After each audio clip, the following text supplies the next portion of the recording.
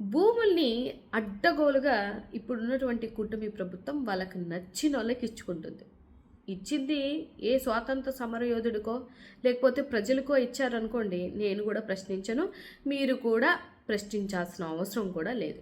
కానీ ఒక ఛానల్, పచ్చ ఛానల్ పెట్టుకొని అడ్డగోలుగా జగన్మోహన్ రెడ్డి గారిని, వాళ్ళ కుటుంబాన్ని, అలాగే ఎంతోమంది ఆడబిడ్డల్ని అవమానిస్తూ, అవహేళన చేస్తూ, అడ్డగోలమైనటువంటి థంబ్నెయిల్స్ పడుతున్న మన బూతికిట్టు గారికి ఇచ్చారనమాట.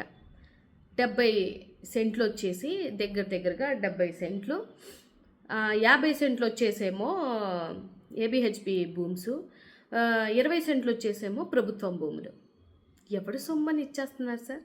ఈయనకి దేనికి ఇస్తున్నారు అంటే, మీరు చేస్తున్నటువంటి అడ్డగోలు అబద్ధాలకి భుజస్కంధాలను మోస్తున్నందుకు ప్రజల సొమ్ముని, ఈ రాష్ట్రంలో ఉన్నటువంటి ఆంధ్రప్రదేశ్ సొమ్ముని ఇవ్వడానికి మీరెవరు, తీసుకోవడానికి ఆయనెవరు?